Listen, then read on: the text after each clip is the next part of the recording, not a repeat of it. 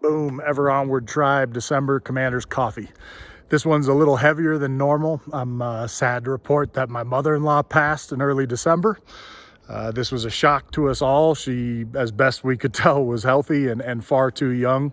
She died peaceably in her sleep, which is a blessing, but no less shocking and difficult for the family to absorb. So my initial comments are very much for family and the town and the folks that loved her and knew her best.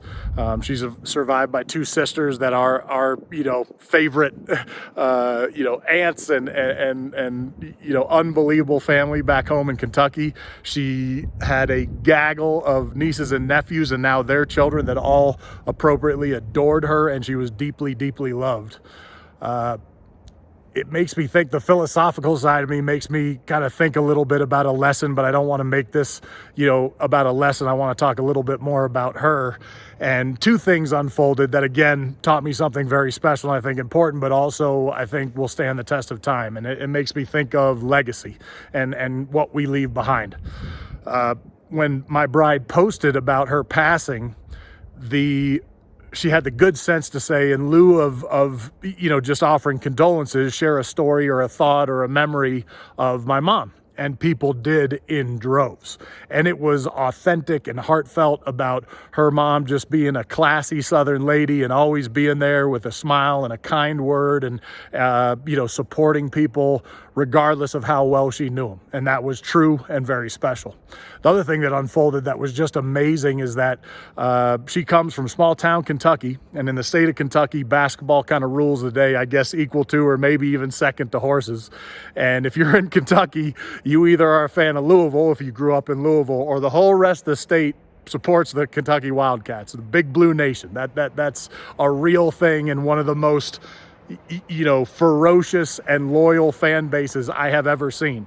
And Miss Linda was an absolute heavyweight within the Big Blue Nation. She might not have had the big dollars for being a booster or something like that, but there's very few people that posted as much support and energy for that team. It was very, very much a bedrock part of her life.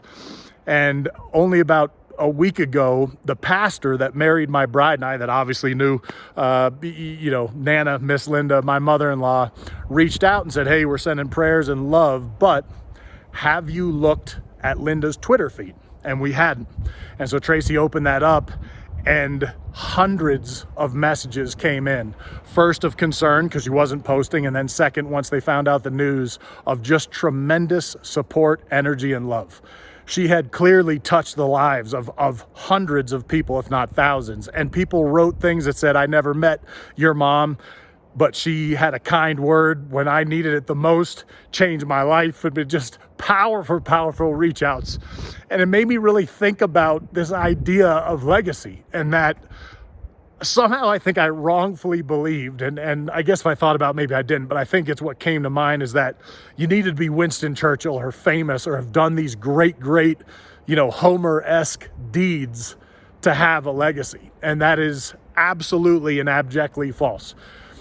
It is human connections. It's reaching out and giving somebody a kind word or love or support, even if you don't know them. That's even some of the best of it. You should certainly do it with your family, but giving support to somebody that you don't even know, that's the magic that binds us, and that is a legacy. And she certainly left one. So think about the legacy you leave.